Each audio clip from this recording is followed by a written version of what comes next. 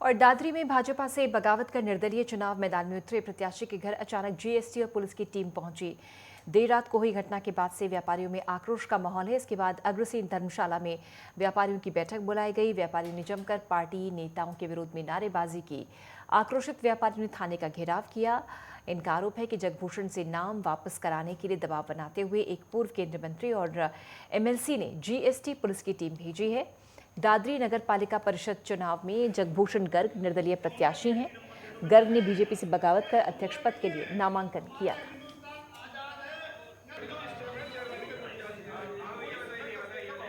घटना के बाद से व्यापारियों में आक्रोश है। पार्टी नेताओं के विरोध में नारेबाजी की। व्यापारियों ने थाने का घेराव भी किया। जगभूषण गर्ग ने बीजेपी से बगावत की थी और निर्दलीय नामांकन भरा है।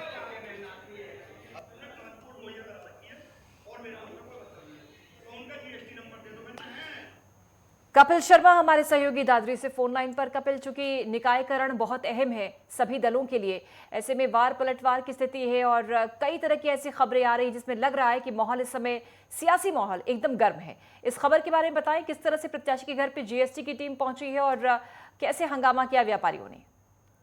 जी पूजा, देखिए देर रात को 12 बजे पुलिस और जीएसटी के लोग जो निर्दलीय प्रत्याशी हैं, भाजपा से बगावत करके वो निर्दलीय प्रत्याशी के तौर पे चुनाव लड़ रहे हैं, उनके घर पहुंची और उनसे तमाम उनकी फर्मों के जीएसटी नंबर, उनके जो बेटियां आगे मतलब जहां ब्याही हुई हैं उनके जीएसटी नंबर तक उनसे मांगे गए और सुबह उन्हें हिदायत दी गई कि आप थाने आकर के अपनी सारी जानकारी दें। जब ये जानकारी व्यापारियों को लगी तो व्यापारियों में काफी गुस्सा हो गया और उस गुस्से का असर ये रहा कि आज सुबह दादरी के एक जानी मानी धर्मशाला, अग्रसेन धर्मशाला में व्यापारियों की एक बड़ी पंचायत हुई, जिसमें काफी आक्रोश देखने को मिला और लोगों ने बड़ी संख्या में जाके दादरी थाने का घेराव भी किया। इसका असर ये भी देखने को मिला कि जो भारतीय जनता पार्टी की प्रत्याशी गीता पंडित के कार्यालय का उद्घाटन करने के लिए जो प्रदेश के मंत्री कपिल देव अग्रवाल आने वाले थे, उनका भी प्रोग्राम शायद इसी माना जा रहा है, इसी पूरे घटनाक्रम को देखते हुए कैंसिल कर दिया गया। कुल मिलाकर के भारतीय जनता पार्टी यहाँ दो खेमों में बंटती हुई नजर आ रही है। अब आने वाले दिनों में क्या होगा ये बड़ा देखना दिलचस्प होगा। यानी भीतरघात की भी संभावना है? जी बिल्कुल, भीतरघात की संभावना है और तमाम कार्यकर्ता वो दो धड़ों में बटे हुए नजर आ रहे हैं। व्यापारी वर्ग पूरी तरीके से अलग हो गया है एक तरफ, दूसरा एक और नया मामला चल रहा है जो यहाँ गुर्जर समाज बड़ी संख्या में है, तो उस बोर्ड पर कई गुर्जर नेताओं के फोटो नहीं है जो कार्यालय पर लगाए गए हैं गीता पंडित के, जो भारतीय जनता पार्टी के प्रत्याशी हैं, उसको लेकर के भी लोगों में नाराजगी है। थोड़ा सियासी समीकरण समझा दीजिए कपिल इस समय दादरी का। जी देखिए, यहाँ जो अभी तक चुनाव होता आया है उसमें गीता पंडित पिछले 2 बार से यहाँ नगर पालिका की चेयरमैन है और भारतीय जनता पार्टी से बिलोंग करती हैं। लेकिन यहाँ जो स्थिति है, बड़ी संख्या में मुस्लिम वर्ग भी है जिनकी तरफ से अयूब मलिक एक प्रत्याशी हैं और जो उससे ज्यादा संख्या में हिंदू वर्ग है जिसमें गुर्जर, ठाकुर और ब्राह्मण, ये बड़ी संख्या में है और तीसरा जो वैश्य वर्ग, इन तीनों के ही गठजोड़ से जो पिछले 2 बार लगातार गीता पंडित जीतती आई है। इस बार ऐसा माहौल बन रहा है कि उन्हीं के जो तमाम सपोर्टर्स थे वो अलग अलग धड़ों में अभी तक बटे हुए नजर आ रहे हैं। इसमें जिससे लगता है कि जो व्यापारी का जो निर्दलीय प्रत्याशी हैं जगभूषण गर्ग, जिनके यहाँ जीएसटी की रेड पड़ी है, वो कहीं ना कहीं गीता के सामने मजबूत होते नजर आ रहे हैं।